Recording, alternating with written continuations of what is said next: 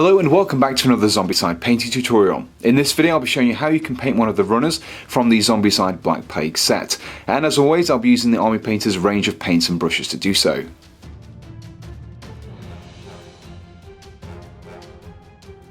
Here we have the zombie runner who, as you can see, has been primed using the Army Painter's uniform grey spray primer. This is because most of the colour palette of this particular miniature is a grey tone, so it acts as a really nice base coat in which to work from. Now the first task is to paint the cloth around the waist there, and also the wraps around the feet and the calves there just as well. We're painting all of these areas with Necromancer Cloak. For this step I'm using my regiment brush. This gives me a really nice quick coverage over these large areas like you can see here. I'll be applying a slightly watered down coat just to apply two coats, just give me a really nice and even finish.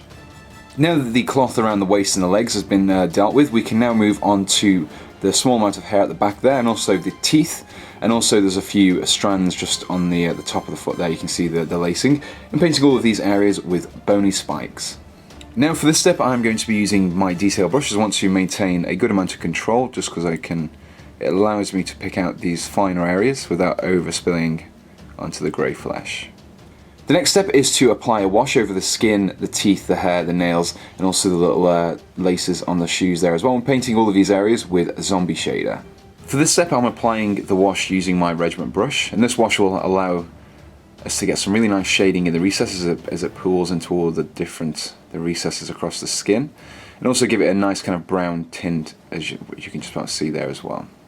The next step is to wash the cloth areas, and for this we'll be using Deep Shader. As before, I'm going to be using my regiment brush for this step, and the reason why I'm using Deep Shader is it's slightly darker than the Zombie Shader, so it'll apply a much darker shading across these dark grey areas. Now that the wash has been completed for the entirety of the miniature, we're now going to be starting on the highlights. Now, the first step is to highlight the skin, and for this we'll be using Filthy Suit. For this step I'm going to be using my character brush, as it will afford me some better control over the paint than my regiment brush. I'm just going to be applying this over the raised sections, leaving the darker grey visible in the recesses still. For the second highlight of the skin we'll be mixing together Filthy Suit and also Brain Matter Beige in roughly 50-50 quantities. For this step I'm using my detail brush, as this gives us a lot more control over the brush. I'm going to do very slight highlights across the skin, focusing on the upper section such as the chest area here, and also the deep facial features on the top of the head as well. Once the skin has been completed, the next step is to work on the rags around the waist and also around the feet as well. And first we'll be highlighting them with a Filthy Suit. Now, as with the previous step, I'll be using my detail brush for this highlight, and I'll be focusing this on the very edges, the raised edges of the cloth. Be very careful not to apply too much of the Filthy Suit.